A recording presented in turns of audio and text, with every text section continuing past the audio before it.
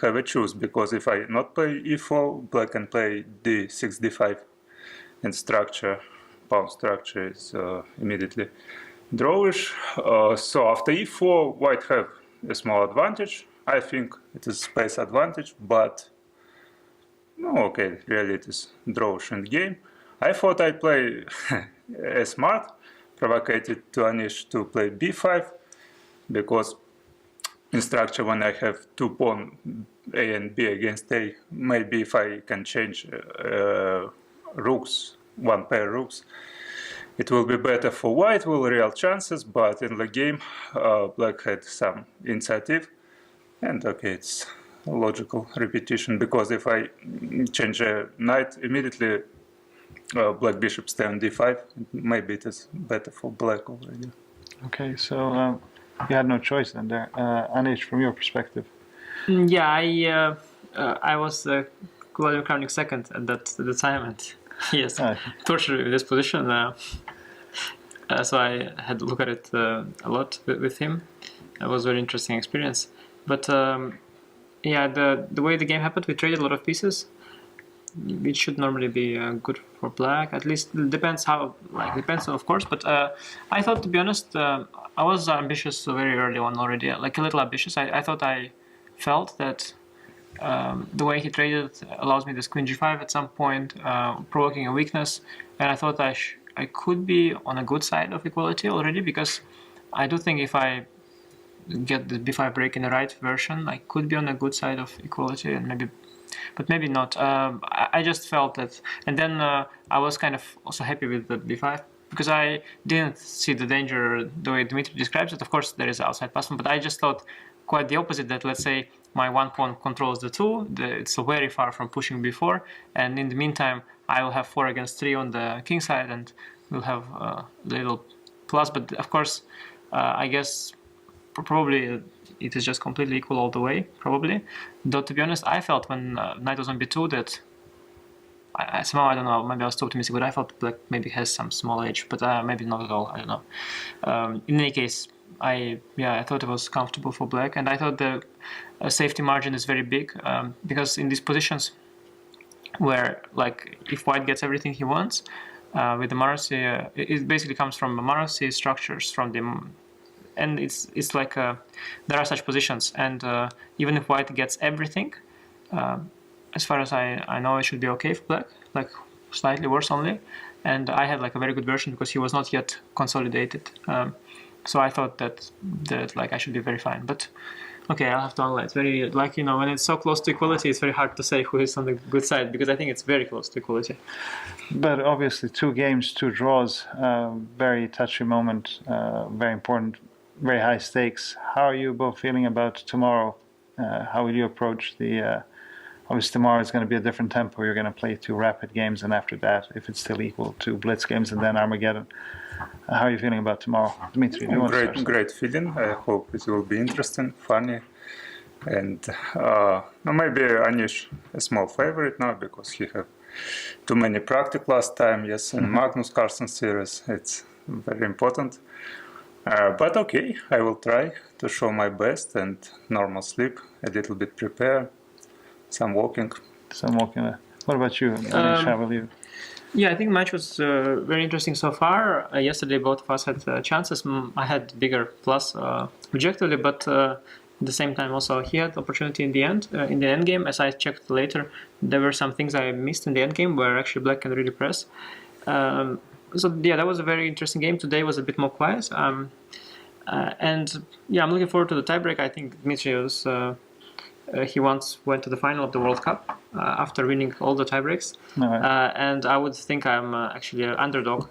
But as Dmitry mentioned, I already played a lot of practice in the Magnus Tour, and I think my rapid improved. So I think now, I think I should be able to give a good fight, and it's going to be interesting. Of course, it will be decided by, each game is different. Of course, and then by the moment. And let me say, before both you mentioned the favorite and the underdog, generally, would you rather be considered, I'm not talking about tomorrow, but in general when you play, would you rather be considered as the favorite or the underdog? Which is more comfortable for you? Anish? I think it depends on my general feeling and general state of mind. Because when I'm in a pessimistic state of mind, I feel that both are bad. When I'm an underdog, I feel pressure because I face someone who is allegedly better. And when I'm a favorite, I feel a lot of pressure because I feel I have to win. And if I don't, what will everyone say? So when I feel like uncomfortable in general, then these two things bother me. But when I feel good, then I don't care about either. When I'm underdog, I think, okay, there's only something to win, and when I'm a favorite, I think that, well, looks good because I'm only a favorite. Something to confirm. Yeah, so I think it's more like a general state of mind. For me, it's not about underdog or favorite. No. For you, Dmitry, would you rather be? Are you Okay, more for comfortable me- as an underdog or as favorite? For me, maybe to be underdog a little bit comfortable. Really, it's not very important, but maybe because, for example, in last World Cup, I lose in rapid games against Evgenij, Serbian local player, player, yes, yeah. Grandmaster, for example. So, okay, it's not very important. No. Well, thank you both, and good luck then tomorrow. Thank you so Thank much. you.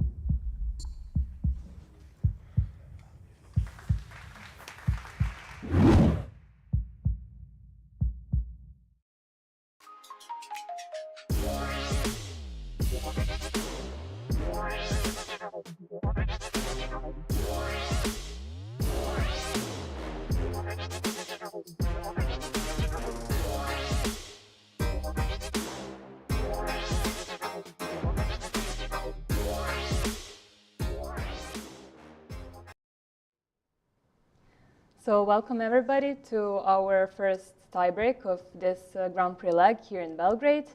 Yesterday we had classical portion actually has finished. Classical semifinal portion has finished, and we have one finalist decided. It's Richard Rapport, who won his classical mini match against Vachier-Lagrave. And today we'll be watching a tiebreak between Anish Giri and Dmitry Andreikin, who have drawn their both games in classical, and today they will be playing rapid and potentially blitz. Yeah, so that's once again, that's not only the first tiebreak for this tournament, but I believe it's a first tiebreak for you as the commentator, right? Yeah, that's for so, sure, yes. Okay, let's see how it goes. And one more time, I encourage our viewers that, yes, people, I mean, when you watch chess, kind of try to watch at least a bit of a broadcast or, listen to some commentary, because when you check results later on, like yesterday, one could say it was a boring day, 2 draws. I mean, but just recheck this game, Rapport versus, or MVL versus Rapport, and you'll understand it was anything but boring. Yes, so Rapport, I'm still excited from this game yesterday. Yeah. Right, for Andreikin and Giri, we've talked a little about their chances, right? And perhaps, I don't know if agreed, but I came up with this idea that perhaps Giri is a slight favorite in rapid, and Andreikin, if we go to blitz, quite possibly is the favorite in blitz. But after all, this is what I invented this long time ago, being a captain of Turkish team. Like whenever we would beat some favorites, I would say, guys, I mean, it's very simple. It's 4 grandmasters against 4 grandmasters, right? But the team event. And here, it's a grandmaster against grandmaster. Yeah. So do not pay too much attention to rating. Of course. It's only 2 games. It basically might be decided with 1 move. Yeah, anything can happen, right? Okay, so I believe players are on the stage, right? We are still waiting for PGN to update so that we'd be able to show what they are playing. First time control, so what's tiebreak itself, right? It starts with the rapid games, 15 minutes plus 10 seconds, only 2 games. Yes. And then if it's 1-1, we'll progress to blitz, we'll progress to eventually. So it's not more than 5 Yeah, games, right? The right. last game, the Armageddon, we'll talk in detail if it happens. Yeah, and actually sometimes in these events, Blitz can be longer than it is now, right? Sometimes it's 5 minutes plus something, but here it's 3 plus 2. It's also important because it's a difference actually between 5 and 3 minutes. Yeah. So Okay, let me check. they still haven't Yeah, started. they did not update the PGNs still. But they have started the game. The We game can see. has started. Okay, so I mean, I don't know what we do now. We probably follow it from, you know, from the camera view, Yeah. waiting for the technicians to figure out how to update the PGN, because I do have yesterday's classical games and no Yeah. PGN of today's rapid.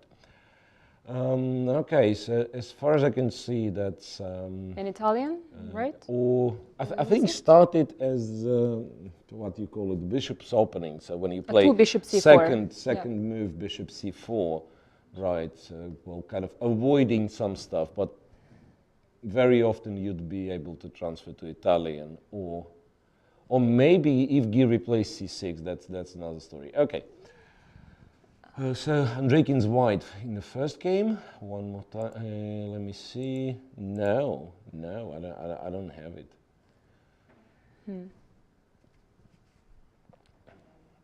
Not that we can see. Okay, much now here. we can see it closer Yeah. at least. So it's not okay. It started as bishop c4.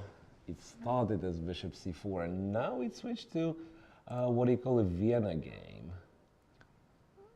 It is, yeah. Okay, great.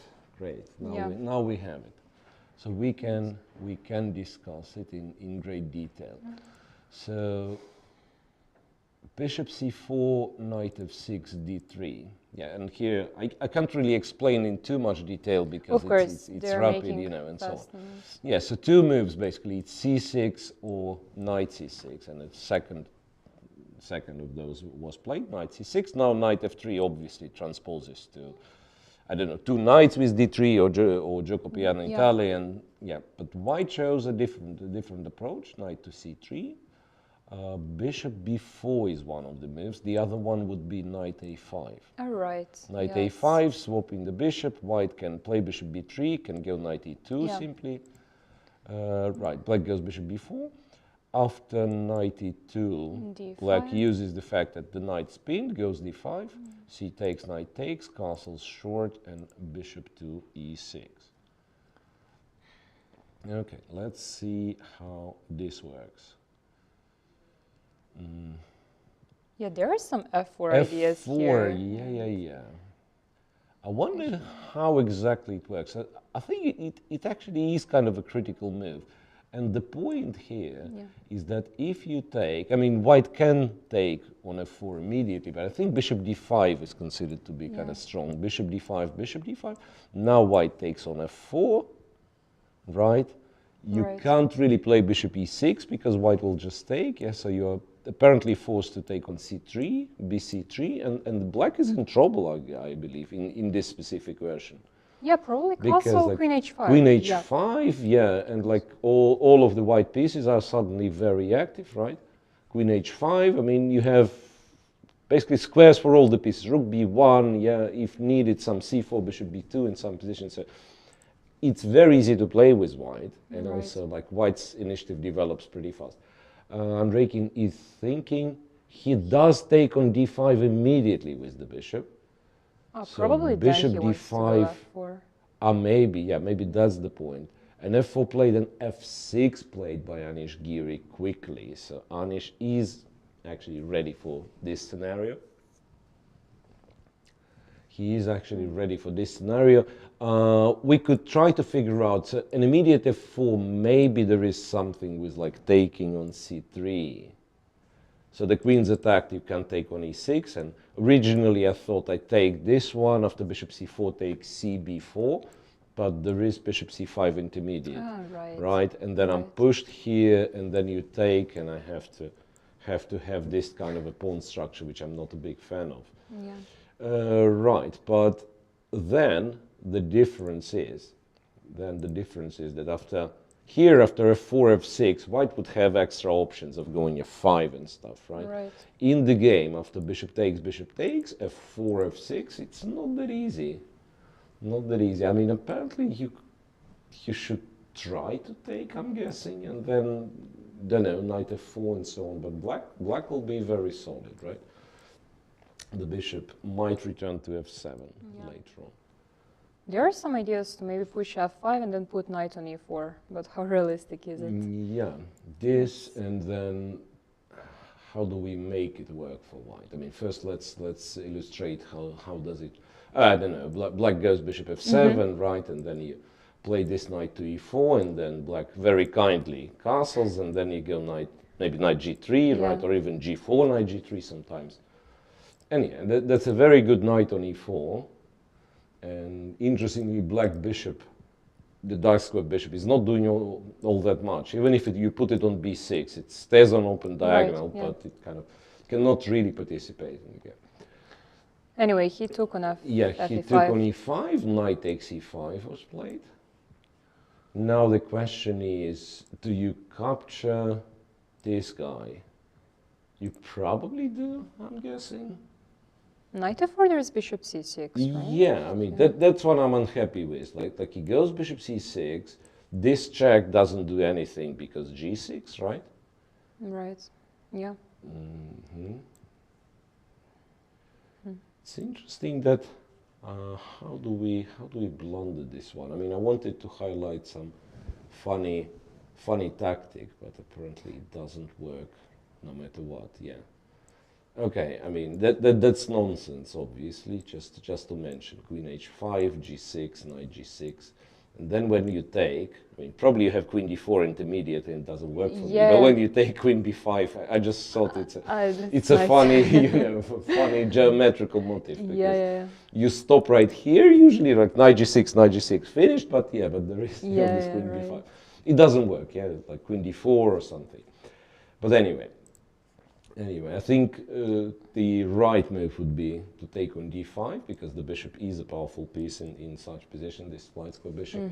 So let's assume takes here. Sorry, maybe instead of taking, it's possible to go knight f4 and then d4. Is that ever? Yeah, this could be an option. And you are actually asking a serious question, like where this knight's going. Maybe bishop is not going to c6 after all. Yeah, maybe bishop is not going to sit because after d4, the knight is kind of threatened for real. Knight f7, knight e6 is really painful because g7 is hanging. Knight g6, still there is like check knight e6. There is quite possibly even like queen h5, queen d4, king h1. Yes, it does look like a serious initiative. The other thing is, Teodora, that maybe he'll just take on c3, bc3, and castle. Maybe that's what black's planning to do. So kind of saying, yeah, I don't care about this bishop all that much. I don't want your knight on e6. We'll see. Andreikin actually does capture on d5 first. So he traded here, and he went knight f4. In a way, you may argue about the same ideas, like go d4, go c3, go rook e1, right? Yeah. So maybe it's not simple. Maybe he has to give a check, right? But then king goes. And still you can't castle, because knight e6, doesn't matter what castle black is playing, right? And c3 is also a threat. And c3 is also a threat, yeah. I mean, you would expect Kiri to play a move very fast because, I mean, it looked like it was his preparation. Nice. Could it be some queen c6, d4 castles long? I don't know. Still not very convincing. I mean, black is kind of superbly developed and everything, but I'm afraid at one point he will have to move the knight back. I think white is supposed to go c3 because also there is kind of cheapo rook takes d4, bishop c5, right? So it go c3. Now if black, I mean, just to illustrate, if black doesn't do anything, like says, okay, I know, but this is hanging, black cannot do this. bishop a5 maybe, because bishop d6. Oh, well, technically bishop d6 is also a possible move. If I take, it's a check, right? Ah, right, right. But yeah, but then I move the queen somewhere, even like c2, or and then check on f5, Yeah. or queen h5 maybe. Yeah, queen h5. It feels like white might be up to have some down. Maybe I'm overestimating once again. Some knight c4, not letting to develop the bishop. It's a tricky position. I would be optimistic with white, but who knows? Queen to d7. It's sort of the same. d4 you can still castle, right. and even though it's a queen on d7, you still have kind of two pieces aligned against the d file, so it will be still a pin. Let's see what Andreikin does. He can also play c3 first and try to see where the bishop goes. d3 is protected, so c3 and maybe queen b3, who knows, at some point. Anish apparently is familiar with the entire line. So one more time, it looks like Anish is sort of overall better prepared in the opening, right? So the more original, the more offbeat the position gets right from the start. It probably favors Andreikin. Speculate like this. Yeah. But he's spending a lot of time on Andreikin, actually. There is already a big difference. Yeah, and I probably tell it every tiebreak I'm commentating, you know. It's not only, okay, 15 minutes is less than 1.5 hours. That's obvious, right? Right. But yeah, people tend to adjust to it, and still you know some opening, and the quality does not dramatically drop, the quality of play. Yeah. So the challenging part is when you get to play on increment, and you use the specific rhythm, like you've played the move, you have 30 seconds, you've played the move, you have 30 seconds, and then it's 10. So one tends to panic, and especially when you're switching from rapid to blitz. Yeah, it's... that's much harder, yeah. So unless you specifically train every discipline, which some people do nowadays, right? No, but do you think they put some sort of limit to themselves? Let's say, I should not drop under 2 minutes. Do you think they put such limits? I don't know. I think that's a good advice for someone who has, you know, time trouble issues, like for a classical game. I mean, some people asking me and like how to solve. I don't know. I mean, I cannot help you solve the issue, right? But kind of a hint how to do it. It's like imagine you have 120 instead of 130. So basically, you have to make decisions quickly when it's 10 minutes left. And right. Then you have this as a kind of a booster if the position is too complex. Right. So for this kind of time control, maybe like a couple of minutes is your X mark after which you have to really speed up. Right. But that once again depends on the players, and some feel pretty confident on 10 seconds increment. Yeah. And especially for blitz, because there is a lot of blitz specialists, right?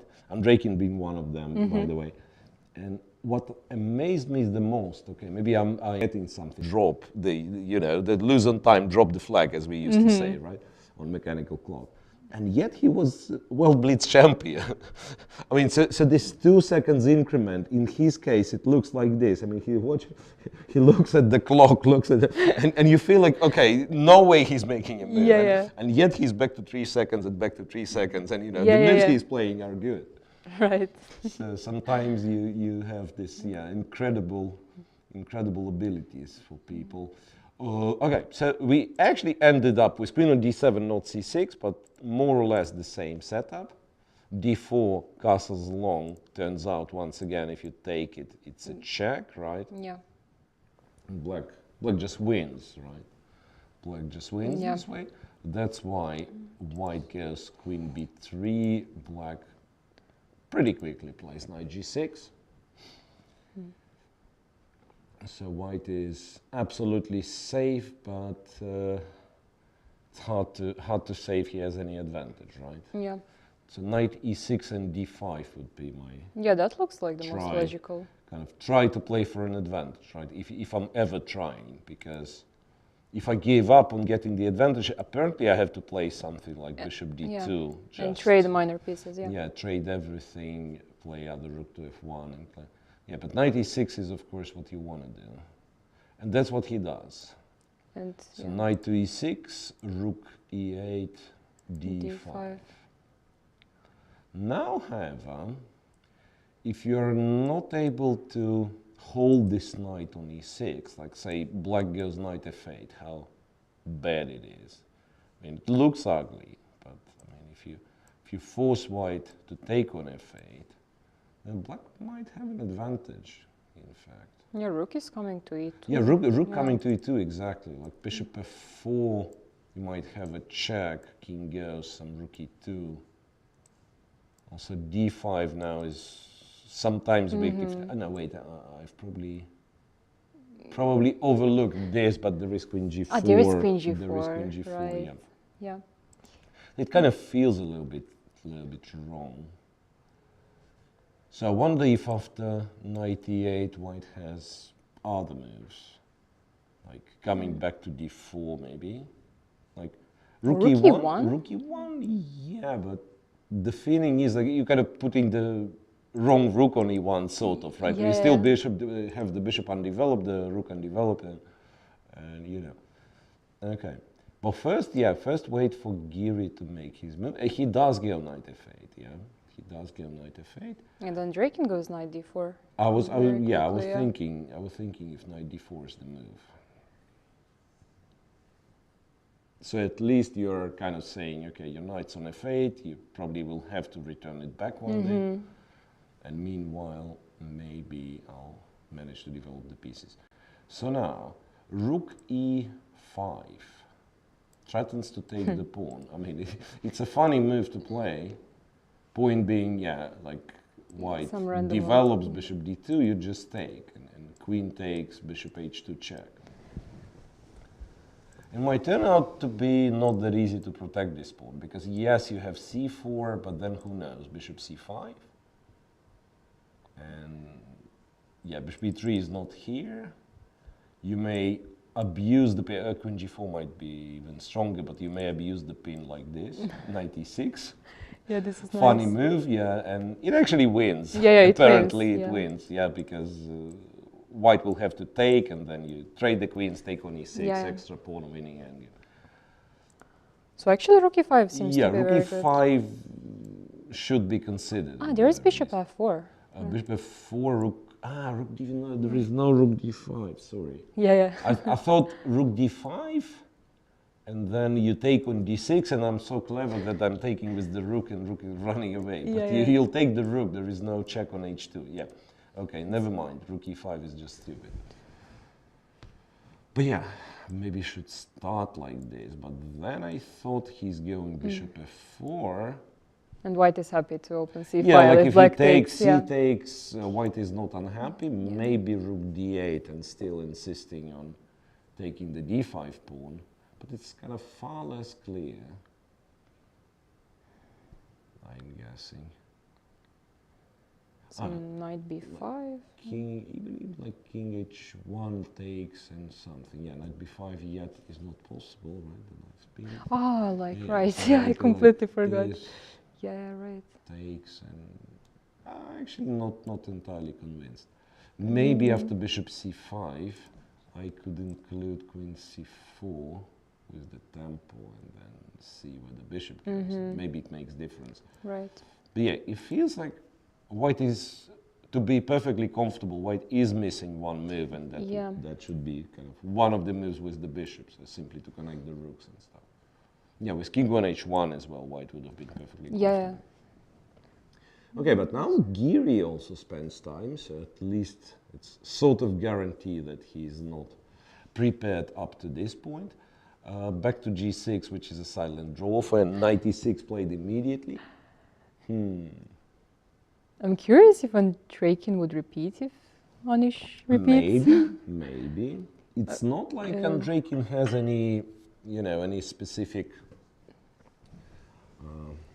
aggressive opening repertoire with white, right? If you recall, he has won a game with black in the qualification, right? Yes. Against Grishchuk, he was much better against Vachier with black. Yeah, right. So well, my guess would be he doesn't really mind playing black.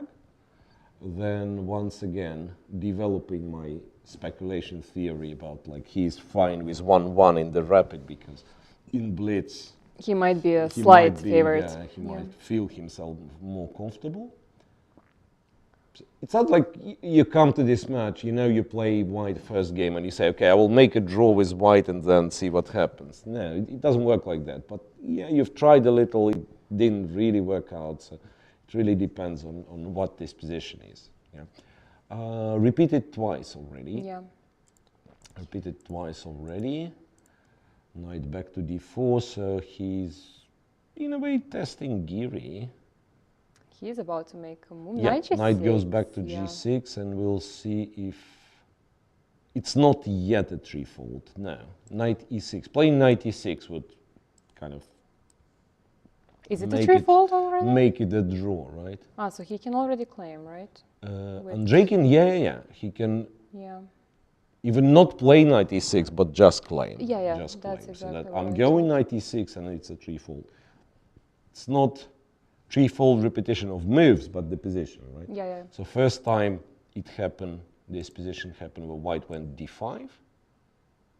Yeah, they agreed draw. Yeah, so he does play, so not really kind of following the full procedure, right? He does make this move. Yeah. And the draw agreed. So that was, the I have to say, draw. that was very fast. Even for the tiebreak standard, like it's rapid, the term rapid means fast games, right? But it was a little bit too fast to my taste. Okay, guys, so what happens now? They have quite an interesting schedule. So we were informed that there will be 15 minutes break after each game.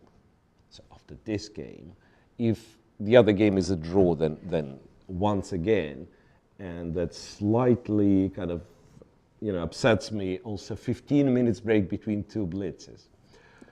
So we agreed on the following. I mean, I think we can go full disclosure mode. So we will make a break between two rapids. Right. Then after the second rapid, if it's a draw, right? But we will stay on for the blitz portion. Like, okay, if it's a quick draw, then I don't know, we'll play with Teodora. Right. To provide more chess content or something like this. Of course.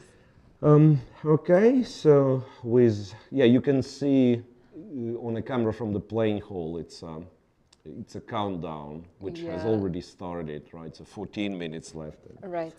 We'll probably return, like not with the start of the game, but a few minutes earlier. So stay tuned. We'll be back shortly. It's a tiebreak between Anish Giri and Dmitry Andreikin. Anish will have the white pieces in the second game.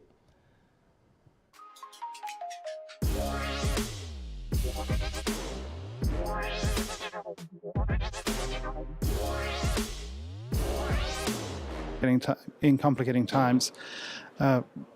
Regarding the events in Ukraine and the war that broke out, FIDE recently made a decision to cut ties with Russian government sponsors of chess, to strip the Russian Federation of chess events, and also the Russian Federation and the Belarus Federation FIDE has made a decision for their players not to appear under their official state flags. How did you come to that decision? What was the debate inside FIDE? Well, I should be a little bit careful because we make collective decisions on these things, and we kind of stand by our collective decisions. Obviously, initially, until it became untenable, Arkady Dvorkovich wanted to hold the Olympiad in Moscow. It's, in fact, already a colossal amount of work and effort had gone into that Olympiad.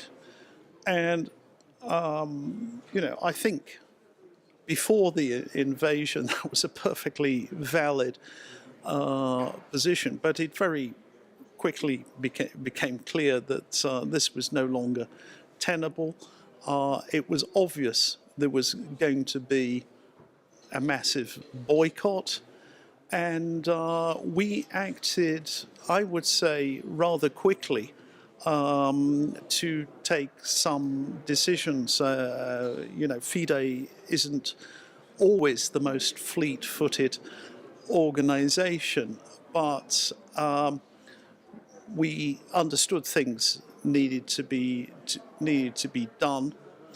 And one of the I think our decision on Sunday actually surprised a lot of people. They said, the decisions that we made received widespread praise, even from people who are normally very, very critical of us. We went much further than people expected we would do. So we were ahead of the game. Whether we've gone far enough, I think that is another matter. These are things which are being reviewed all the time, because this is a rapidly changing situation. We do follow the lead of the International Olympic Committee on many things. I mean, we don't feel we're, let's say, entirely beholden to them. We have to follow every single comma of what they say. But basically, we do follow the lead of the IOC, and maybe there will be other measures. It's something we're reviewing, and we're reviewing it at this moment. And how will FIDE's organization be affected? Because obviously a lot of your work was stationed in Russia, and your business ties as well.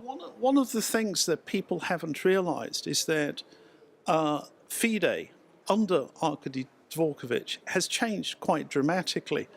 So our financial structure, first of all, our budget is much larger than it was. So when we took over,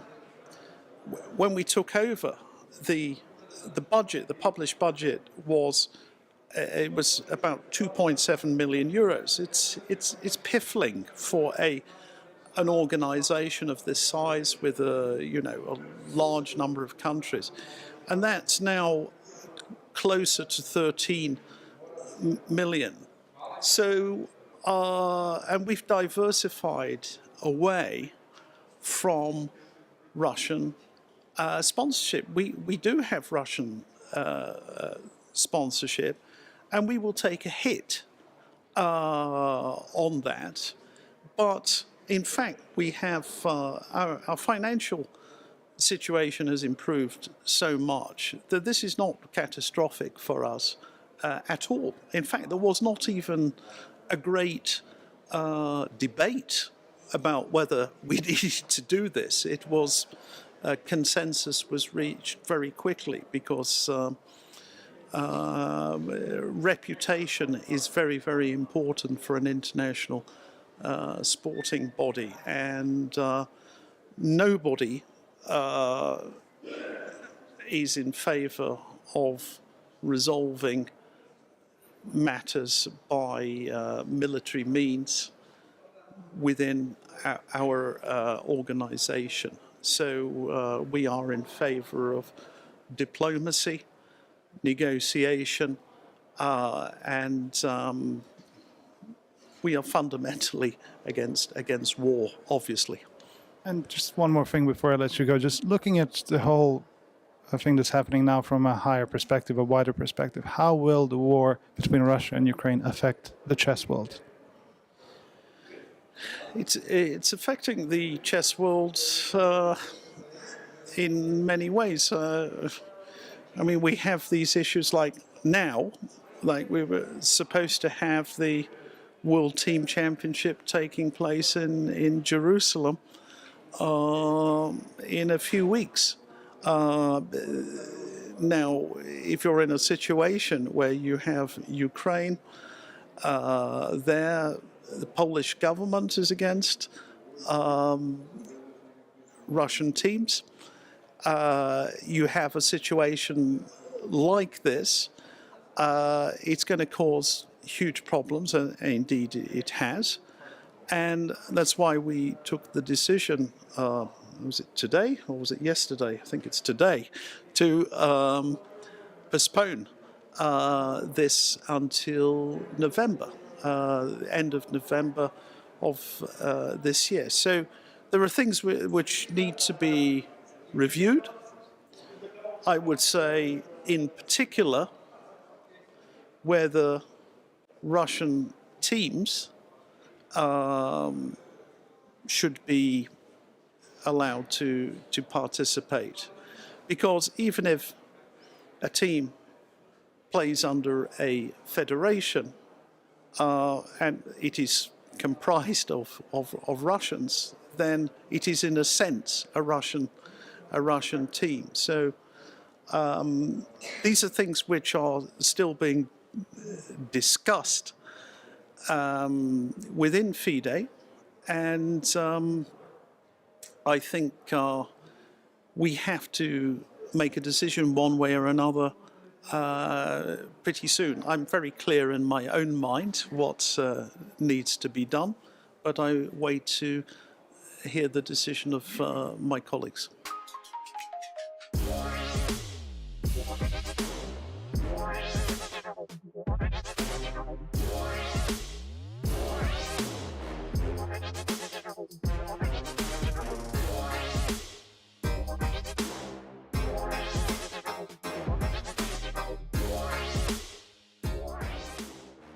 We have Alexander Injac here with us, one of the top Serbian Grandmasters who is playing at the GM Belgrade tournament, which just started today here at the Crown Plaza, where the Grand Prix, is taking place. Alexander, thank you so much for joining us. You drew your game with Navarra today, but this is a very strong field in the tournament here in GM tournament in Belgrade. We have Abdusatoro, we have Sarana, we have Nihal Sarin, so we have lots of strong players, and obviously a lot of Serbian players. What does this tournament mean for you personally and for Serbia in general? So I'm talking about the tournament which started today, the GM tournament. For me, it's a great opportunity to test myself with one of the most interesting players in the world. It's a nice mix of Serbian players from Serbian national team, and also we have Abdusatoro, who is the reigning world rapid champion, Nihal Sarin, one of the kind of already known to be a future of chess in a way, and also strong Russian GMs, David Navarra, who is a top 20 or 30 in the world player for like 15 years. So actually quite an interesting mix of players, and I'm happy to have a chance to play in it. As for the meaning of tournament for Serbia, I think it's a nice change, and also it's such a strong event. I don't recall being organized since Investbanka tournament, let's say in 1999. So actually it's a nice step forward for Serbian chess, and I hope that a couple of Serbian players will perform well, and one of them, let's say, I would like to be the one to win the event. So now talking about the Grand Prix taking place in here in Belgrade, which is already into its, the end of the fifth round. How important is this event for the chess in Serbia? You're obviously one of the leading figures of the chess community. What are the people saying here? Do they appreciate it? What's the verdict? I think it's a great event, especially that is organized in Belgrade. As I already said, a huge step forward as a chess organization, and now it's up to us players to kind of raise our level and also perform well at, let's say, Olympiad, and to try to fight for medals in the future.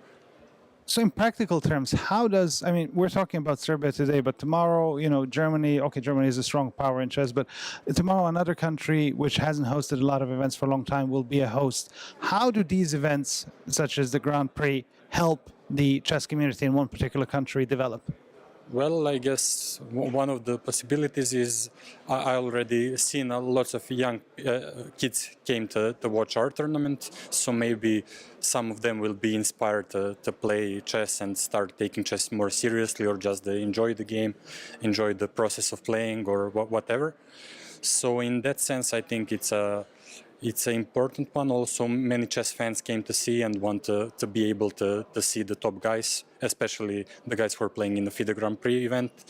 And in that sense, it's like Champions League for chess. So there are lots of chess fans in Serbia, and they're, I think, lucky to be able to witness it live, to witness the action live.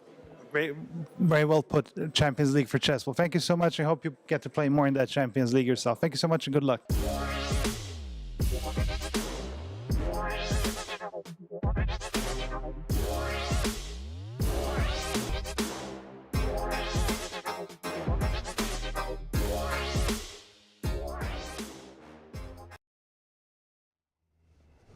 Okay, yeah. As we were informed, the game starts in 2 minutes, Yeah. but we decided to start a bit earlier. Yeah, who cares about the game anyway? No, seriously, I mean, obviously, yeah, we are here to watch the game, but I think, especially now, since we'll have those long breaks between the games, I think it's more of a, more of a stream than the actual coverage. Right. Because, yeah, there will be. If, let's say, the second rapid game finishes in a draw, we'll have like another 15 minutes and then a blitz game and another 15 minutes. So we will have to pick a few topics to talk about, yeah. Well, chess related, obviously. Yeah, of course.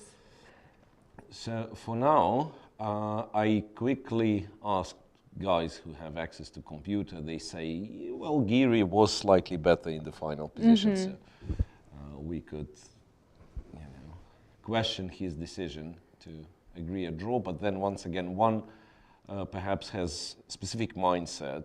It's a mini match of 2 games. You start with black, so you think, black's draw is okay. It's not that you're rook up in this position, right?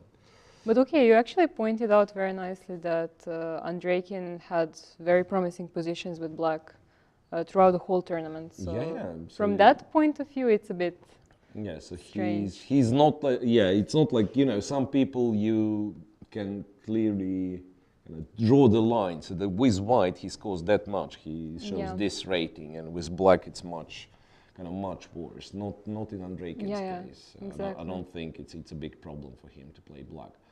Well, really interesting. I'm really interested to see what the opening is going to be. Giri's last attempt, e4, and then to play this b3, move 3 against Andreikin Sicilian. Well, I wouldn't say it was a success in the opening, even though by move 15 he had a winning position. But before that, before that, like at move 10, he was. I mean, Andreikin was absolutely fine. Right. Okay, so this time Giri goes for the open Sicilian. Knight c6, knight c3, a6 was last played, I'm guessing. Right. That's exactly as it happened against Grishuk, right? No, there was no knight c6 or what was against Grishuk? I don't quite remember. I remember Andreikin winning this game. Okay, this is an good old line with they both play very quickly with exchange on c6. How was it? Yeah, exchange on c6, bishop d3, black goes d5, goes knight f6. Here you have like many options, like queen f3, one of them, queen e2 is the other. Yeah, so basically, black claims I have a very flexible center. You won't be able to force me to take on e4, which would be a disaster, of course, for black positionally. Interestingly, d4 too early is not that great because I guess in this specific instance, white goes to a4, then goes b3. Knight b2. If needed, transfers the knight to c4 via b2. Yeah, so that's something that apparently is not recommended. So black just kind of keeps the position. Now bishop b7 is a bit of a surprise, to be honest. I mean, it's not like, once again, it's not like this move is terrible. Right. But a bit unusual to see. You can't really call it a development with so many pawns on this diagonal. Yeah, bishop e7 is really strange, actually, now that I'm thinking. I think there used to be kind of good old theory, which would start with bishop e7, and then e5, knight d7, queen g3, and then you can't castle because bishop h6. But you could have gone g6, I'm guessing, or king f8, and then kind of plan for h5, g6, king g7, something like that. It used to be a theory, this one. With bishop b7, does he want to play c5 maybe? Bishop b7? Instead? Yeah, who knows? Maybe like c5, well, really looking on what white's gonna do, Yeah, right? of course. So kind of waiting first for white to speak up, sort of. White, I think, yeah, well, it could be like you go queen g3 and it's clearly beneficial, right? I don't have to care about the g7 pawn, I might do something else. Maybe even, I mean, I hate to say this, but it might be, this is what black is doing. I mean, No way. you know, just, oh, okay, I mean, you went queen g3, tell me what you're planning to do, right? I mean, Yeah, actually. I mean, you can put it on h3 and then I probably go back, and one could argue that, yeah, the queen on h3 is better than on f3. But Right. then, yet again, you'll have to demonstrate. Okay, rook e1, yeah, that's very typical. One more time, rook is very useful. It supports the e5 pawn later on if white decides to play e5. Sometimes, though, it is hanging after d4, knight a4, and queen a5. I remember those funny things happening. The thing is, after d4, you're not forced to go to Of course, a4. yeah, right? just knight I mean, e2 or...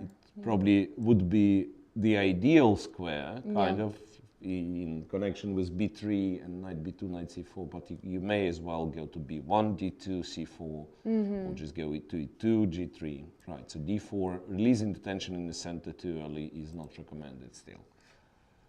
So black probably just wants bishop e7 now. I mean, he has to Probably develop somehow. Yeah, probably he plays bishop e7 now. Yeah. Also c5, there is ed. C5, it's a little bit too optimistic, right? So takes here, bishop takes, and then not sure. Even bishop e4 is, I mean, very straightforward and probably better for white, but you could make an argument for some sort of queen g3 and preventing black's bishop development for now. Right. Yeah, but even bishop e4 takes with the queen, right? And then you just claim, okay, yeah, I have better pawn structure. Right. So c5, I think in general, like they only play c5 when the pawn already went forward. So, It's strange that he's thinking. Yeah. I mean, he played bishop b7, rook e1 is one of the most natural moves. And then he starts to think. Oh, maybe he's considering bishop b4. That might be an option. Bishop b4, sa queen, or maybe even e5. Knight d7. Knight d7, but then you'll have to go back to f8, right? Which might not be a disaster, once again. The structure is so comfortable for black, like with him later on pushing c5 and so on, that he might be fine losing a couple of tempi. I mean, honestly, I've never really understood such positions. I mean, I've looked at it, I mean, my students played it, but yeah, how much is too much for black? That's what I'm saying, because sometimes in order to simply force white or invite white to play e5, you can do a lot of dumb things. And then e5 happens, and the king is strangely safe, right? Like f4, you can go g6, if f4 happens, right? For white to move the queen, go g4, go f5, it's a little bit too much. Very risky, yeah. It's a little bit too much, yeah. So he played bishop e7. He does play bishop e7, queen g3. So now, castling still kind of bad, right? Yeah, And not necessarily, though. there's Bishop 98. h6, 98. Yeah, it's not very attractive, but like next move, king h8, force the bishop away, and then maybe you'll play c5. But castle, there is e5 first. Yeah, e5. You mean like we go e5, and then if knight goes to d7, then obviously bishop h6 wins in exchange. If you go to e8, white won't play bishop h6. He'll just say, okay, your knight's on e8, ha ha ha. Okay. But maybe even this is fine. But there is maybe queen h3 or something. Queen h3, g6, right? But now white managed to do something. Then you Bishop probably h6. like go here, knight g7. Yeah, the knight on g7 is not where you want it to be. Yeah. Rook a d1 and it looks comfortable. Yeah. So queen g3, what else can black do? Okay, there is this knight h5. Knight which is, h5, yeah, well this time knight h5, queen g4, and then g6, possible. There's also probably not here, but in queen b6 is just, I mean, just to mention that this tactic might exist here and queen f2, right? No, but here the queen is protected, so it's certainly not from this line. Okay, but in this position there is knight g4. There is knight g4, queen d2, bishop c5, and so on. It gets messy. Yeah. Now, well, the thing is, like, queen b6 is such an abstract move. So if white doesn't take on g7 but does something else, yeah, it's just probably a bad move. It will run into knight a4 later. Yeah, I think black has to react to the fact that g7 is hanging. g6, no? h5. h5. Okay, this is serious. This is serious. So now the pawn is actually hanging. And I wonder, I'm starting to recall something. There was a very, very, very, very sharp game, which quickly ended in a draw in Russian superfinal between Motilev and Andreikin. But I can't really recall what it was. It was, yeah, I mean, it was at some point involving like white taking on g7 and black playing some crazy move like king d7, potentially with queen already being somewhere, like playing king d7, then bringing the rooks, like g8, That's a clear invitation to take on g7. So what does happen if white just takes? Yeah, I'm not sure. I mean, apparently rook g8. Right? It's not that you can do much. Yeah, queen h6, and then question mark. Rook g6, you have queen f4, right? Maybe just like play queen c7 and then castle long and pretend it's what you wanted. Or wait a second, maybe c5 now. Okay, maybe c5 now, because if you start taking now, you know, that's a little bit different story, right? I mean, even this, takes and queen d5 maybe. Queen d5, bishop e4. No, I think it's bishop d5. And then bishop f1? Bishop f1, and yeah. It's not clear if it's enough compensation. Probably not. But why should probably take on g7, it seems like. Yeah.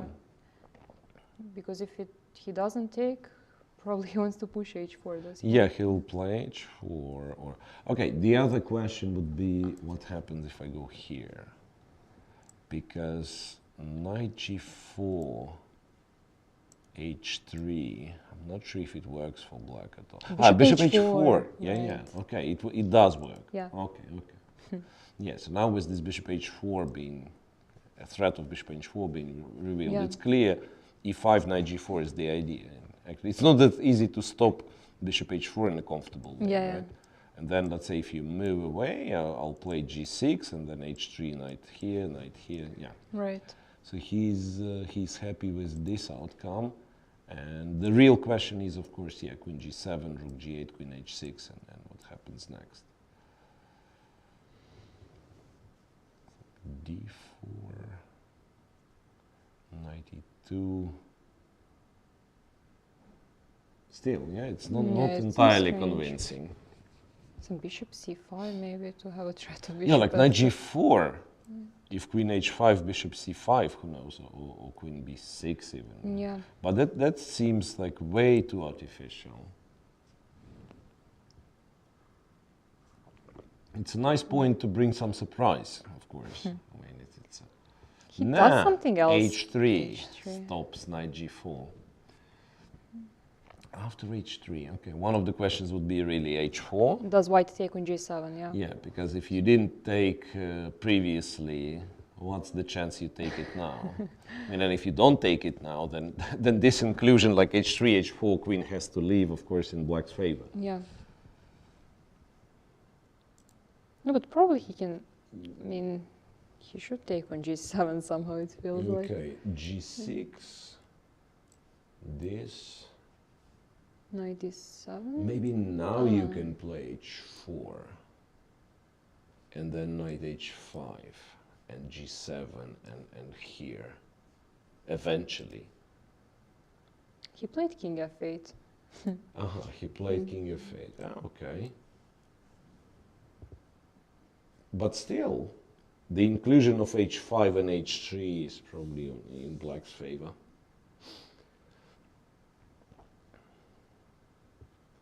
I think now we'll get this sort of usual position from this line, which is white blocking with e5, then somehow developing the pieces.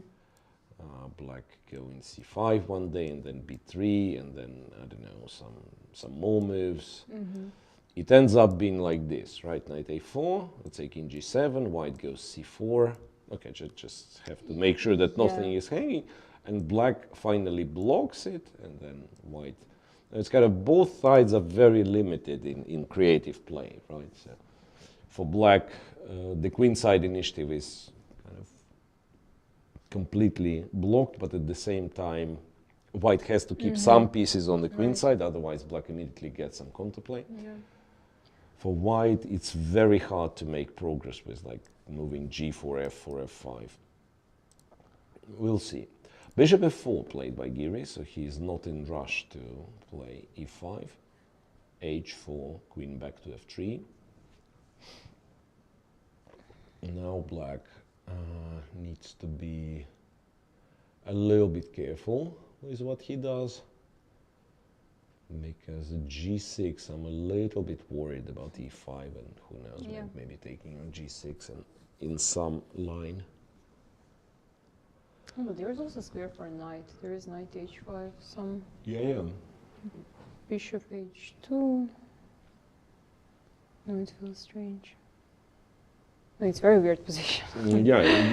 It's actually very unorthodox position. Right? And you look at kind of pieces separately, and then the bishop on b7 is really strange. Black lost the castle, right, the king's on f8 and so on. But it's perhaps fully compensated by the flexibility of the pawn center. So you can do a lot, once again, a lot of stupid things behind the pawn chain, right? As long as white can't really kind of take on d5 twice, sacrifice the piece, open everything. Okay, you can do a lot of maneuvering and be slow enough. So, well, once again, I'm draking a little bit behind on the clock, not as dramatic as in the previous game. Maybe g6 is actually possible. Yes, that is what I'm wondering. e5. Knight h5. Knight h5. No bishop g6. Right, bishop g6 you just take, there is no favorable discovered check. Knight h5, and let's say I'm probably not going here, but rather going to d2. This might be a question, like if you go king g7, the knight is somewhat misplaced on one hand, but on the other, maybe it's not that bad here on h5. It kind of sits and waits. Then another anti-positional idea, then maybe bishop g5 is not such a stupid exchange, right? Right. You probably don't want to, dark square bishops to just be absent from the board as is, right? But if you exchange on g5 and go queen g5, all of a sudden it changes, it changes the situation. So one more time, a lot of interesting play. King g8, nice. Rook a d1, knight h5. So interesting. Yeah, it seems Andreikin sped up quite a bit. And could it be that, like, he doesn't know the opening line exactly, but it would seem that he knows kind of the plan. He has some picture on how he wants the position to look. Because it looks like a set of random moves, right? Knight h5, king g8. I mean, if my beginner student would play this, I would be very harsh on himself. Bishop d6. So it's inviting e5. Bishop d6, yeah, it's inviting e5, but in this case the bishop's kind of getting stuck, and that compensates for your knight being on h5. You just say, okay, sooner or later you'll have to activate the bishop, and I'll trade it happily. If white trades immediately, yeah, then queen f4 is an idea. If now e5, who knows, maybe queen b4 followed up with queen a4, queen f4, or knight f4 for that matter. Yeah. It's a really, really interesting thing. But it feels like white should take on d6. Takes on d6 and maybe something.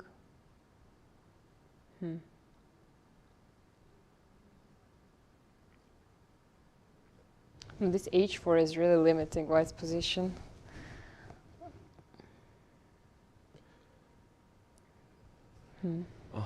So we are planning to take, apparently, and then Giri is not sure, in fact.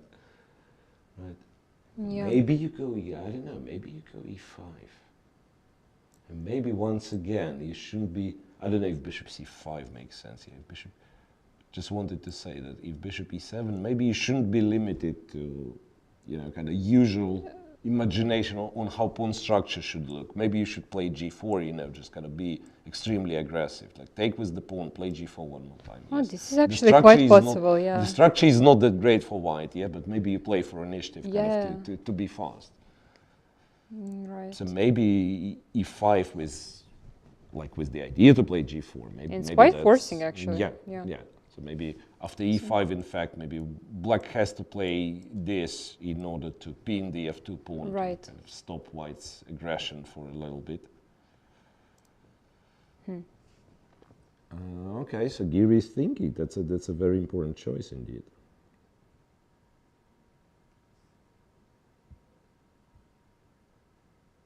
Maybe he can also try to take on d6 and then go similar idea, but then this queen b4 is strong. Like he does take on d6. Yeah, he does take, but he kind of feels it's a little bit easier for black, right? Because now black perhaps never loses control over f4.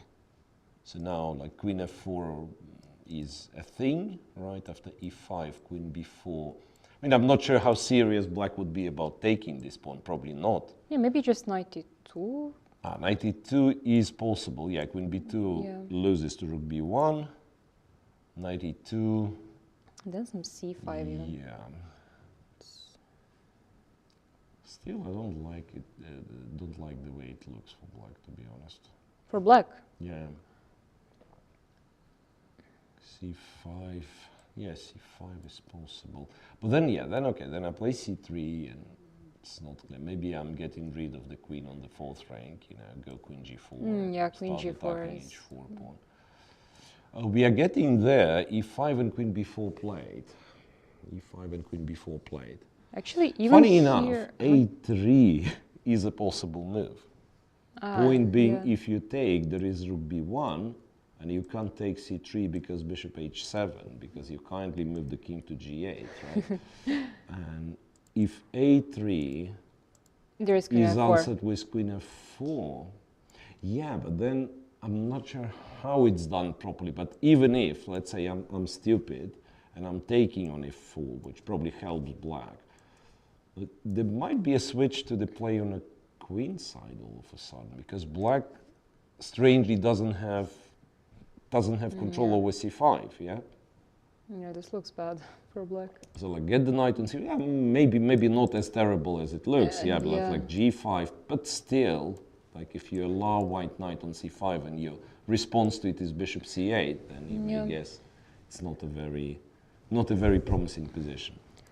So he did play knight e2. He did play knight e2, okay, obviously controlling f4 is what he's interested in. But now I wasn't sure after c5 what is happening. Some c5, yeah, that's what I thought. c3. Just right, c3 and b2 still not possible. Yeah, maybe you go like queen a4 to annoy white a little. He played g6. He plays what, g6?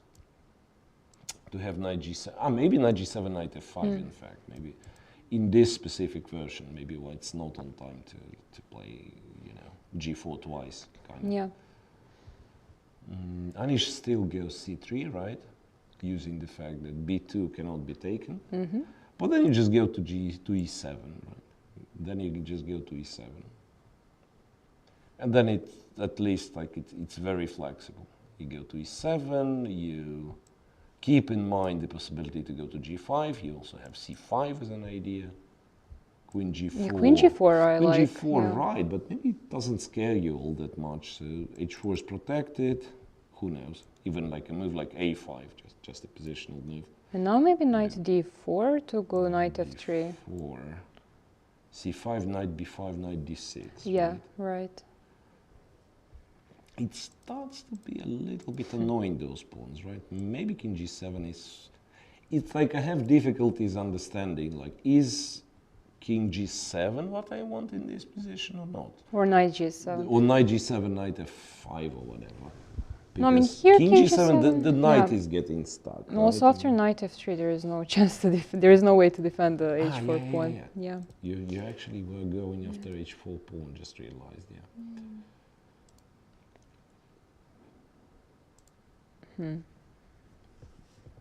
Okay. So really, queen g4 followed by knight d4. But wait a second. There is After c5. queen g4, why don't I play c5? Yeah. Why don't I play c5 to control d4? That might be because you play b4. I still can't take, right? And white is fighting for a d4 square. Who knows? Yeah, that's actually gets quite sharp, this one.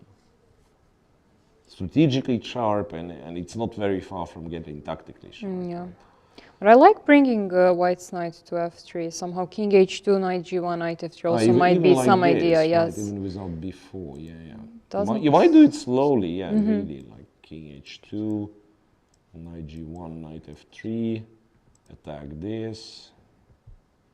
But b4 is also like b4 is not such a terrible idea, right? Yeah. Sure. Because quite a few black pieces, for the time being, got stuck on the king side, and then opening a second front, like opening the b file, right, is something white wouldn't mind doing. I mean, even b4 now is maybe possible. Yeah, b4 is, or could be, the move as well. Yeah. There's some a5. It's yeah, b4, a5, and then it's a question like, how happy are you with, say, a3 simply?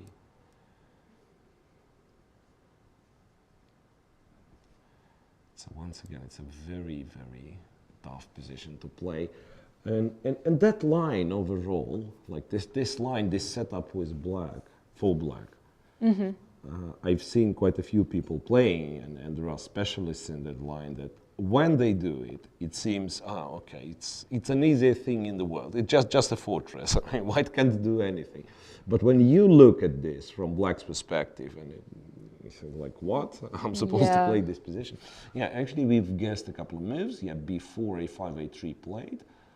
Well, there is an argument for this decision because at least black partially solves his problems. Like A, for instance, at least the rook, we can say, sort of playing. And bishop a6, there's rook a1. Rook a1, yeah, so bishop a6 for now is questionable. I wouldn't say impossible because there is still a queen b7. Way to defend, yeah. But looks scary, No, if he wants to go bishop a6, he can do it now, maybe. He can do it now, right. So the thing for black, I mean, you are not yet sure how you connect the rooks. You probably will have to at some point, right? Right. So yeah, and he actually does go bishop a6, bravo. So what I wanted to say that maybe this b4 opens second front a bit too early, so that whenever you drag some white pieces to the queen side, then black all of a sudden can play king g7 and also bring the rook to b8. Right. Right. Bishop a6 now would allow for king h7, for instance, right, after the trade of these bishops. Yeah. Knight d4, bishop takes d3 was played. There is still the c6 weakness.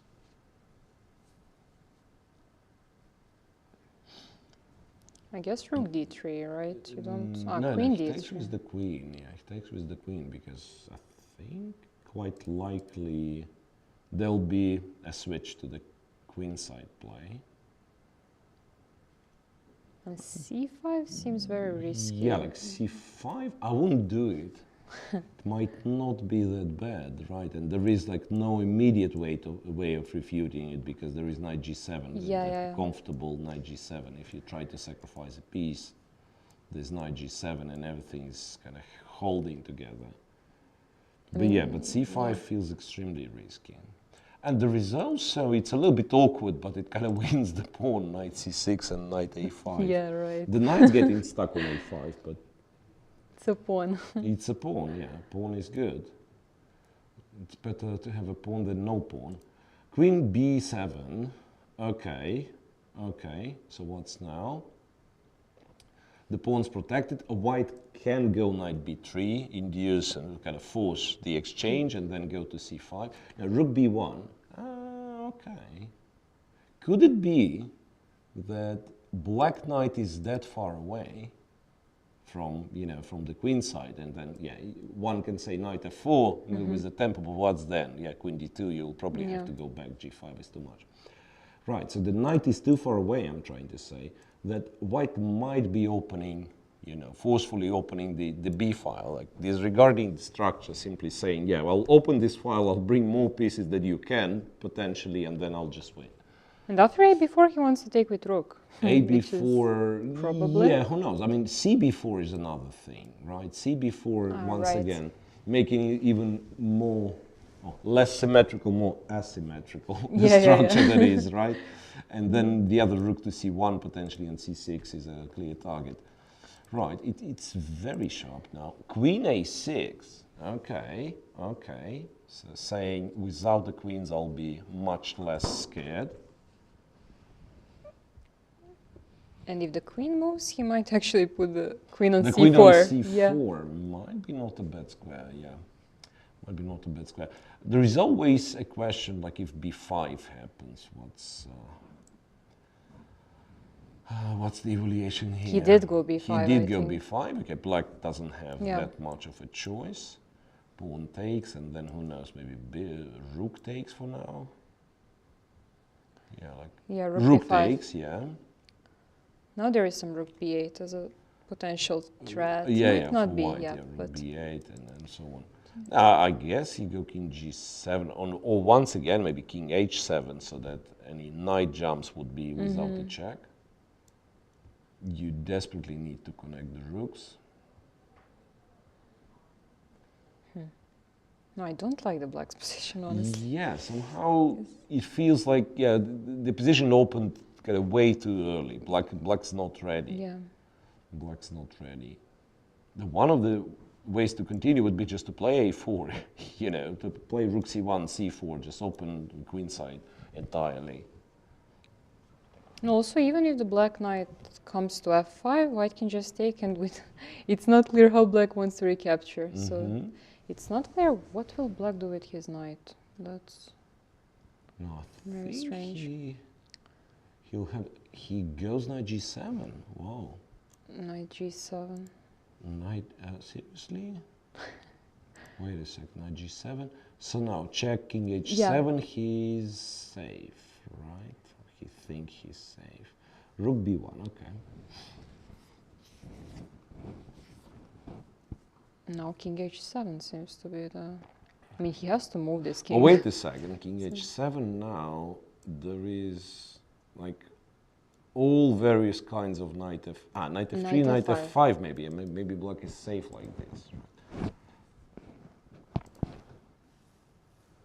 The other thing I would care about is white going c4, because while the knight was on h5, I was considering briefly, but then at least like knight f4, knight d5, at least the knight is getting to a safe square. Now, like if white goes c4, rook a b1 for now. Yeah, that's black to move, but still. Rook what? c8? I think queen c8. Queen c8, yeah. Kind of avoiding any kind of tactics, yeah. Queen c8, so holds the 8th rank. And stops c4 for now. Stops c4, yeah. Stop c4 for now. Doesn't stop rook b7 though. Doesn't stop rook b7, and if rook b7 happens, then, you know, if 7's targeted, king h7 impossible, and I mean, tolerating opponent's rook on 7th rank never been a pleasant thing to do. No, I think after rook b7, he might have to go knight f5. Yeah, but what's then, right? I mean, white, say, takes. gf5. gf5 and yeah. No, but it looks... Even, yeah, I mean, maybe gf5 kind of works, yeah, queen e3, and then you'll have to guard this one somehow. Actually, the structure is kind of good for black, right? if not for the king. If the king is not that terribly weak, the structure is not bad. Like, I imagine black losing the a pawn and swapping the queens won't be a disaster, right? Then you just go king g7 and you say, okay, rook and game, I will never lose. So maybe white should look for more than that. Maybe he should look for more than that. Hang on a second. Rook b7, you said knight f5. How about me not trading the knights? I go here, I want to go knight g5 and target f7. That's also a big, big question. Rook b6? Rook b6. If I'm not mistaken. Yeah, rook b6 is a little bit mysterious unless he's planning some rook c6. Yeah, rook c6 probably. And then other rook to b7. Other rook to b7 if it's happening. Like after knight f5, rook c6 sounds cool, but queen d7, and then then black kind of guards the 7th rank. Yeah. It is getting pretty sharp. Also, the players are low on time. Yeah, 2 minutes left for Undrake. But now those skills they are actually shown. So before that, it was well, not necessarily classical, but kind of normal game with a little bit less time on the clock. Yeah. When you get to this rhythm with when you have a minute or two and only 10 seconds increment, and the position is still kind of alive. Yeah, probably white's better, but not. We can't say how much is there. Queen c4, c5. C5. Sorry, not c4, but c5. Queen c5. So. Looks scary. I mean, feels like Andreikin is playing with fire by doing all that.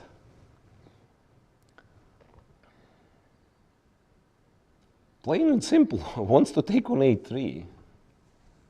Queen c5, but what's after a4, let's say? So many moves. Queen what? Queen f3 targeting f7. So queen a3 he wants just rook. Rook b8 he has, yeah. It's even more concrete. After queen a3, does rook b8, I'm not so sure. Because then black trades, right? Yeah, and king h7. Trades, goes king h7, there is no checkmate. It's right. It's a lot of checks, you take the pawn, then black has this check, so that will be even harder to assess. Black goes rook f8. Rook f8, fine. I'm starting to recall, there have been games, I mean very similar games. His point is, he's not going knight f5 taking with the pawn. He says, this rook guards f7, I couldn't care less about the a pawn, you can have it, and then rook h5, knight f5 and e5 is weak. You know, so this is, I think I've seen this set up. Once again, I'm not sure if it works specifically. Yeah. But since this rook f8 is played, I realized that, I possibly seen it somewhere.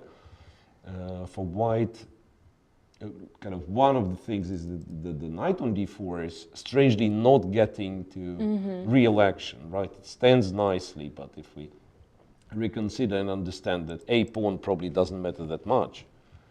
Yeah. So rook b8. Rook b8. So even now, like you could technically, or it's, well, it is a position pawn down. Yeah. If you take it, it's f7. We had the same position with queen on a3 already. Yeah. F7. Sorry, the f7 pawn is actually a valuable pawn. Maybe just king h7 here. Yeah, if he can do it. King h7, I guess white trades, goes queen f4. Then maybe... Well, he actually took on a3. He took on a3, That's very brave. Because why not, right?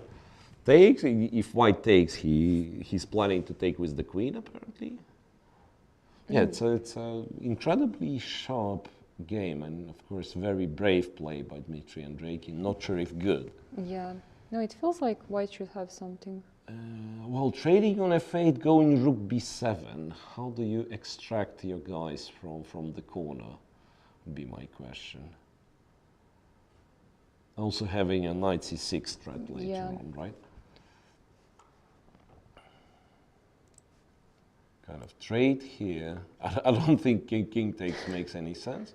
Right, so queen takes, we go here, targeting f7. Knight c6 is coming. Knight c6 is coming. No, probably knight f5. Maybe knight f5 and he's holding. Yeah, I don't know. Rook f8 played. Rook f8 played, yeah, obviously. Queen takes back. It was so... knight c6 immediately threatening rook b8. I guess king h7 is forced. King h7 is more or less forced. And rook b7 just knight f5 then. Actually, maybe he's just going for... Queen c5, wow. Queen c5. Queen c5, he values his a5 pawn. I thought king h7, at least white's able to take Yes, the yes, pawn, exactly. no. I wanted to say same. No, he says, no, you won't take it that easily, at least. Yeah. Is there any chance, wait a second, check, and queen queen f7, I thought. But then you just take this guy. Because I was thinking that this might be hard to protect against this stupid checkmate. I mean, I don't know if I have to believe it or not, but it's irrelevant because because black just takes on c6. Sure, yeah. Black just takes on c6, rook b7, rook g8 or whatever. No, Anish is down to 40 seconds. Yeah. Wow. This queen c5 seems to be very uncomfortable to face. I mean, Rook b7, knight f5. f5. Yeah, just, somehow black. It feels like it's coming together for black. Seems like it's coming together for black. Because, yeah, rook b8, you trade on h8, and then what? Like, knight is hanging, if you move back, knight f5 or king g8, yeah. That's like, no, it might be actually good to move knight d4 back. Now that I'm thinking. Back. Yeah, but it's a pawn, you know. It's a pawn, yes. It's a pawn, and also black might switch to this kind of greedy mode, and after, okay, he goes rook b7, targeting f7, fine. So now, knight f5 is almost automatic. You can't really do much. I don't know why is he thinking. Just double checking, because I think sometimes it happens this way. You thought, yeah, rook b7 is stupid because knight f5, and then when it's played, rook b7, you think, okay, maybe I'm blundering something simple, and then you tend to double check, even though knight f5. I wanted to say there is some knight e7. Knight e7, knight takes e7, pardon me? Rook b8, knight c8. Did you? Yes, exactly. And also, okay, I mean, you have queen f6. Maybe this is kind of some brilliancy, and then you have queen f6. And king f8, the rook's hanging, and everything's hanging. Is it possible that white is winning? Question mark. Okay, there is rook h5. No. The thing is, like rook h5. That's exactly what I was thinking. And white takes, and this is a threat. This is a threat. Wow. Knight e7, king g7. Yeah, fine. Exactly. You can go king g7 after knight f5. You take g f5 and you're not... Knight g6. Wow, what is this? So king g6, check on g4. And then what? Takes on f7 or what? Yeah. There is no real... King h6, you mean? No, apparently there is a perpetual of some sort as an insurance for Anish. No, but playing this position on seconds... Also, if you pay closer attention, yeah, exactly. Like... very often, like, people underestimate that the knight sacrificed near the king doesn't actually threaten the king. So very often, like, you can even move the rook, you know, and knight on g6. Like, yeah. while it's not taken, it's not threatening all that much. Well, queen c6. Queen c6, check on f7, king f7, knight h8, but then the knight's getting trapped, right? King g7, queen h5. But now there is no threat for no threat white, for white. Yes, so white kind of needs to move the knight away. Funny enough, after this check king h8, there might not be a perpetual. Yeah, and this is what Andreikin is betting at. So he captures c3. He says, "I don't care. The king is not in any sort of danger," right? So that's an incredible game now. And it's so uncomfortable for Anish also, because, like, you move knight g6, you still don't threaten anything. And I wonder if those two pieces can threaten the king, strangely. Right.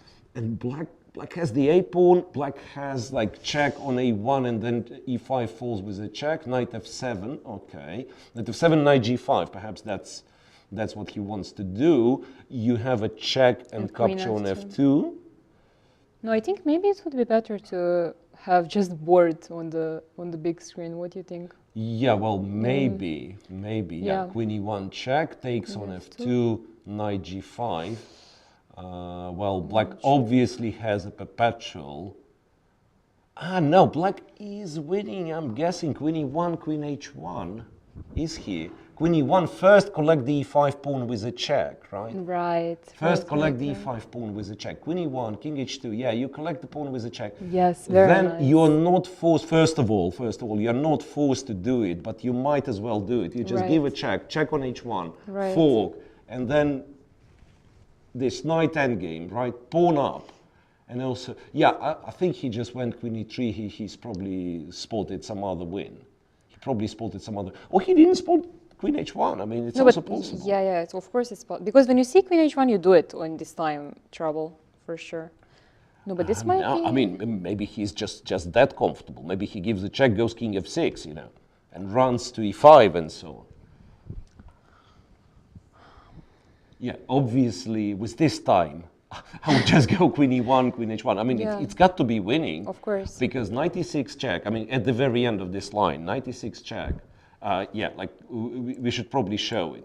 Check here, it's absolutely forcing, right? King goes here, check, forces queen straight, and then, yeah, white wins one of the pawns back, but that's the a pawn, right? That's the a pawn and the d pawn, and it's just easily winning. It's easily winning, it's completely winning. For sure, Queen h1's on the board, Andreikin's in the final, unless something like some miracle happens. I don't believe in miracles in this particular instance. Knight takes h5, yes, I think it's much better to switch to the board view now because they're playing very fast, the moves will come with delay, and yeah, it's more or less clarified the situation, not that many pieces left. Yeah, knight c5, well, kind of holding for now, but yeah, with two pawns. Yeah, knight c5 is an annoying square though.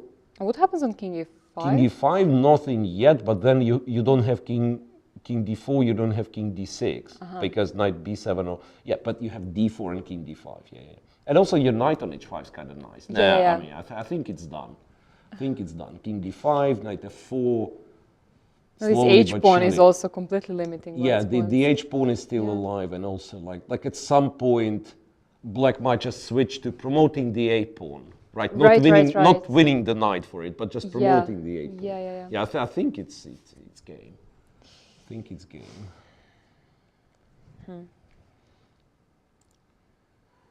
So d4? Yeah, I mean, that doesn't seem to... Yeah, like Anish does what he possibly can do, but it's not much you can do in such situation. Or just knight f4 now, right? Yeah, check on f4 is possible, and that's what he does. King f3, yeah, knight f4. I guess king f3 is what Anish is planning. I mean, there is no point in giving this one away. Knight e6. I mean, that's another annoying thing that you can always, I mean, like literally always speculate on exchanging the knights. And White never can do this, right? And then what do you even do, right? Knight d3, king f5, and the a pawn is moving, and the d pawn's alive here. Yeah, knight e6 is a nice move.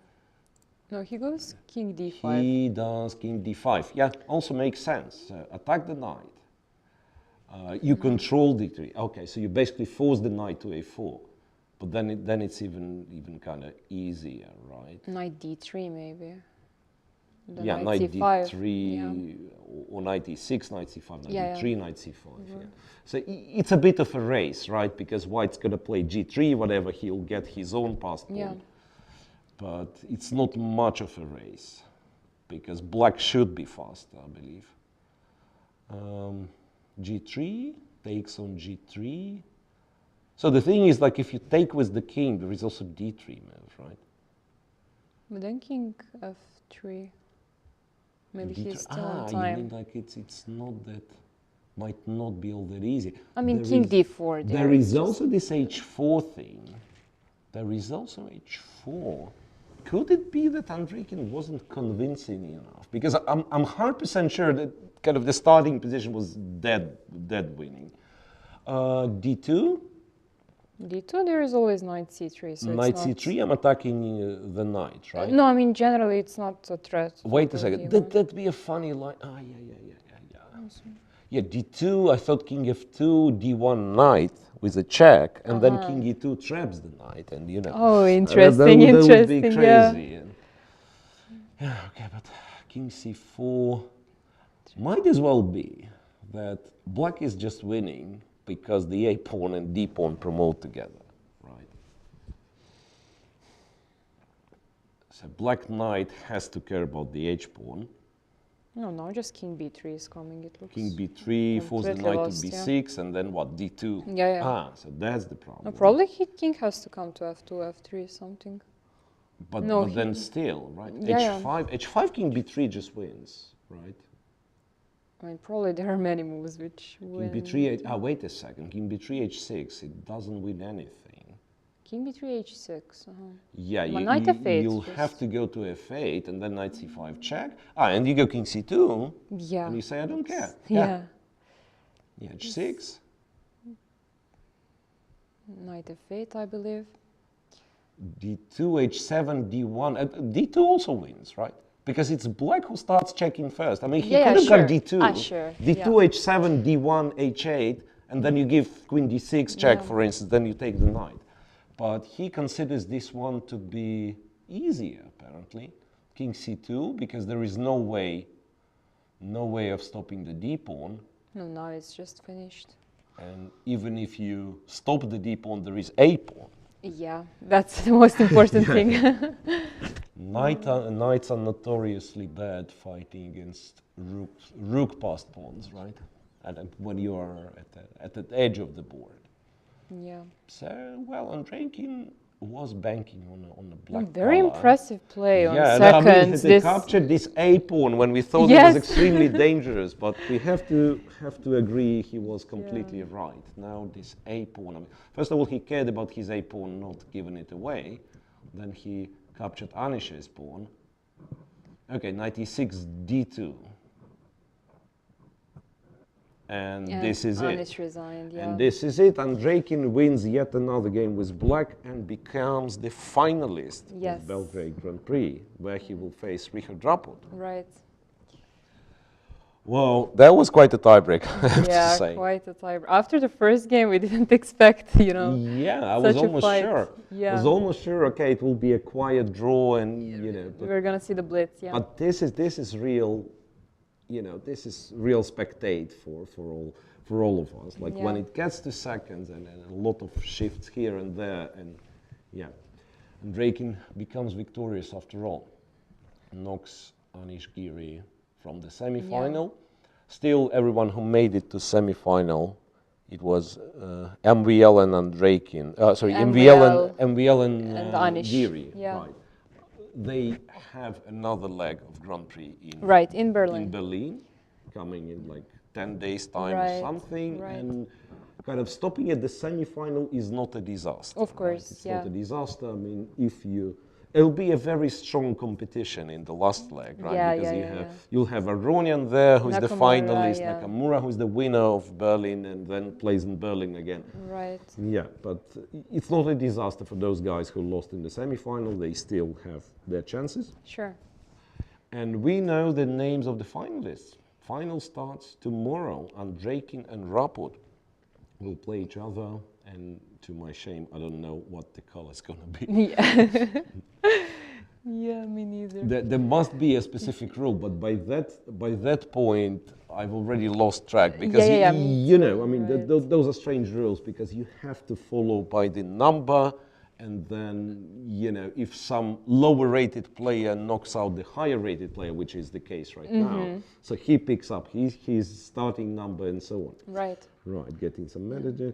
Yeah, we will wait until the press conference. Obviously, yeah, that's absolutely clear. No, and I also think it will be very interesting because both of these players have very unique styles, both Andreikin and Rapot. So I'm really curious to see which openings they pick. They don't go to this main line, so they are very specific players. Yeah. Well, it's interesting. Yeah, Rapot so far had a very, very good tournament. Very good tournament, yeah. He's also in this situation that he lost in the semi-final. In Berlin. For him, that's a second. Yes. That's a second tournament. So, well, for him, it's very important to try to win. Right, of course. right. Right. So is for Andreikin, obviously. Yeah. If you're in the final, you want to win the final. Yeah. What a surprise. Right. So, well, we'll talk about this much more in detail tomorrow. But I mean, if I'm to predict that, like, I think Andreikin is kind of clever enough that he might try to exploit Rapot's creativity. Like if your opponent, you know your opponent is too creative, you don't have to be very creative yourself. Sometimes it actually is beneficial to be a little bit boring. So to offer your opponent a chance to, okay, disbalance the game, but in my favor. So Right. Oh, we'll see. Of course, it's like all those psychological aspects, they are a couple of % of the game. And I mean, everything is decided on 64 squares, how many yes. Squares are. Right, so we are getting ready for Press conference. For the press conference. What had to be said is probably said, right, by that time. I'm not sure about the score between Andreikin and Rapot. That would be interesting I don't to see even also. think that they've played too many games against each other. I mean, if they did, it might have been like, you know, accidental, some European League or European Club Cups. Or some Swiss tournaments, maybe. Swiss tournaments, Gibraltar, even like Gibraltar or European individual. Yeah. So it shouldn't be like huge history of facing each other. Okay, so I think that's, it wasn't a free day, but it was relatively easy and very exciting day for us in the office. So as soon as you see, players are ready for a press conference, or rather Andreikin is ready to answer some questions on the digital board, that means that we say goodbye, see you tomorrow, right, for the final, and please listen to the winner of today's tiebreak. Yeah, see you tomorrow. Hello everyone, we are joined by Grandmaster Dmitry Andreikin. Congratulations for your win. What was the most important in this match for you? Okay, well, both games is very important. In first game I played in opening very bad, but okay, we make a repetition. And second game I preferred Sicilian. It is normally Queen F3, a little bit rare move. Rook E1 is a main line. Bishop B7 is normal because after Bishop E7 white can play E5, Knight D7 and Queen G3, and here I can't make a castle because white have Bishop H6. Bishop H6, so start from Bishop B7, Rook E1, and here Bishop E7, Queen G3. I'm not sure about H5 move. I didn't prepare it, but I had a game against Kramnik, and I preferred a castle, and after Bishop H6, Knight E8, Bishop H4, for example, it's a little bit unpleasant position for black, because after Knight F6, white have Bishop E5, a very important move. So H5. H5, maybe white can take on G7, who knows. After Rook G8, Queen H6, I plan to play Knight G4. Here after Queen H7 I have a repetition, but white can take on H5, Bishop C5, And here I calculate rook e2, and for example, queen f6 maybe, or queen c7 will compensation, but okay, now I see it's not that clear, computer revolution, yes. But maybe it's playable for human, because black should play a long castle, yeah, and try to attack somehow to attack, rook, yeah. Maybe it's normally for rapid. But okay, Anish played h3. Very logical move 2. Now I don't have h4 because white will take on g7. King f8 is typical move in this line. King on f8 is okay usually. Bishop. Oh, sorry. No problem. Go back. Here. Here, yeah, bishop f4. Bishop f4, yes. Okay, h4 is logical. Queen f3. King g8. My first idea was knight h5, but white can take on d5, and I can't take c takes d5 because white can take on e6, and after if bishop d6, c7, yeah, tactic. Yeah. So I played king g8 for first, rook a d1, knight h5. I'm not sure about bishop h2. Maybe white can play bishop c1, for example. Because after bishop h2, bishop d6, I think black position is absolutely okay after changed bishops. Maybe e5 here is very interesting. Also, bishop c5, queen g4. Okay, it's playable position. Anyway, change e5. Okay, queen b4 is a bad move. Okay, it looks active, but queen e7 was better because it's the same position, but with one extra tempo for black, because after queen b4, yeah, knight e2 is strong, and here white played c3, and I played queen e7 back. So now white have b4, a5 is logical, a3. Okay, I need to change my bishop on b7, of course, because it does not work. Yeah, and this one is better probably. Yes, yes, White one is of course, better. Of course. So bishop e6, knight, sorry. No problem. I Knight think we d4. can go this way. Sorry. This way, yeah? Sorry. Yeah. Yeah, knight d4. Take. Queen b7. My first idea was queen c7. But here white have rook c1 move, and next move c4. Okay, anyway, it's unpleasant position for black. First time I thought this is okay, but my pieces are too bad, yeah, too passive. And they are disconnected somehow, yeah? Because they are not playing together. Yeah, and white have advantage, of course. Queen b7, rook b1, queen e6. Okay, b5 is principal move, because after it white pawn structure became a bad, but it is very, very concrete move for play for initiative. So after take, knight g7. I have beautiful square on f4 for my knight, but it's not effective because after knight f4, white can play queen e3 or queen f3, and I must go back. So one row to knight to g7 and f5. I think, yeah, it's working. Of course, rook b8 is possible, but I have king h7 here. I not missed it.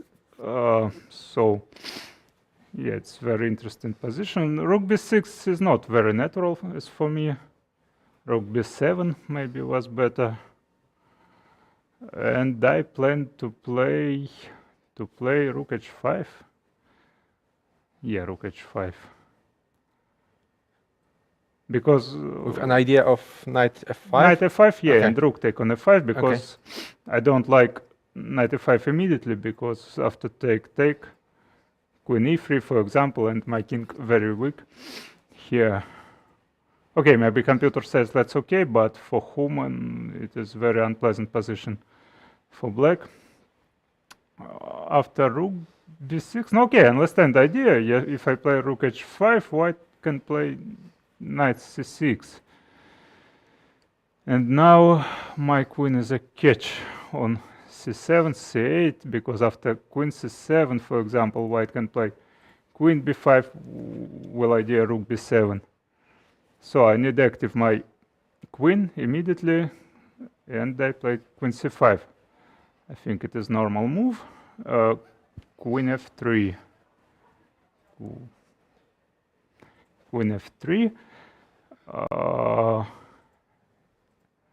Yeah, I played rook f8.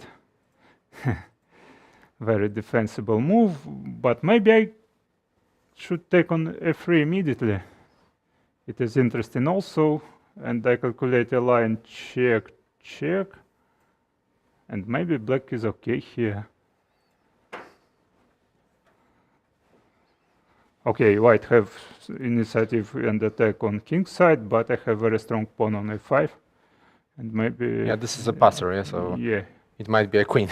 again, maybe it's a quiet position. But okay, I played rook f8, rook b8, take on f3. Okay, and here queen f6 is finished, yes. Yeah. Why is that finished? Could you please it's describe? Yeah, very unpleasant. But okay, maybe knight e8. So, but it's not beautiful, of course. Done. Okay, I didn't see it. But after take, knight c6. Queen c5 is very strong. Maybe only move. And here rook b7. Rook b7, knight f5, and here Anish fought a very long time. Spent all his time and find great idea. Knight e7 check. Yeah, I didn't see it. I calculate just knight d4, and I thought I will win after rook h5. Yeah, no. It looks like very logical move, yeah? Yeah. Activate your rook. Yeah. I thought it is winning already, but okay, computer says a while. But it's a very big change of position, yes, about evolution. So I thought it is great position for me. But okay, Anish find the tactic move knight e7, very beautiful. And of course, my first idea was to take. And I thought maybe Anish forgot about knight c8 defense move, but really white have queen f6, and here I didn't see how to hold it because I don't have a time for active my rook. After take, I don't have rook f5. Yeah, rook e8. Check, yes. Oh, sorry. No problem. Again. Sorry. Yes, and here, of course, knight g6 is a mistake. Okay, Anish says me after the game he start to play for win again, but if white want a draw, after knight f5, take f5 and queen f4 logical, and I think it will be a draw too soon because black king too weak. So knight g6 very beautiful, yes, but just a sec. Yeah. But I find the move queen c6, yeah. Queen c6 here, yes. Of course, black can't take on g6 because after check. But okay, computer says it's a quail, but I thought I thought it's losing already. But yeah, after rook f8. White have just draw. Okay, but it looks very dangerous for black. I didn't really calculate it because I didn't have a time. So, and I played queen c6. After rook f7, white position is absolutely bad without counterplay, but maybe one chance was rook s7, only chance, because here I didn't see how to win immediately. Okay, maybe first of all after queen b6 white have rook d7, yeah, very important move, and maybe rook e8, but after take queen f4, okay. I prefer black position, but white have some ideas about my king. So, and after rook f7, take, queen h5 is only move. It was sorry, yes, it's yeah, this way. And okay, take on c3, and it's lucky for me that I will take all pawns will checks. So, and another important moment, white don't have knight g6 here, because I will give a check, king h2, and queen h6, change the queens, and yeah, my pawn will go. So, knight f7, and of course white didn't have a draw anyway, because I have knight g7 everywhere. Sure. Without, yeah. So knight f7, queen e1 check, king h2, queen f2. Okay. So after queen h8 check, take king f8 and knight e7. Well, absolutely winning. And after knight g5, yeah, I take on e5, will check. And important moment, let I have a tactics. Small tactics, yes. Maybe it's winning will queens too, but who knows? White have practical chances. But after queen h1, it is absolutely winning. I'm not sure about my realization, but advantage is too big here. It's not easy to make a draw. It looks like it was okay. It's final, yes. Yeah. Well, very good game. So you're going to play the final against Richard Rapport. How do you feel before the final? No, my feel is very good, of course, but I'm a little bit tired. But okay, now its emotions are great. It is what I want in the tournament. Yes, really fight and feel great. Well, so my final question for today: how are you going to prepare for the final? To final. Yeah. First of all, today I will go to walking. I will meet my family. They will arrive today at evening. No, okay, and good sleep. Well, thank you very much. Our guest was Grandmaster Dmitry Andreiki, who just won his game against Grandmaster Anish Giri and advanced to the final. So good luck and thank you very much. Thank you so much.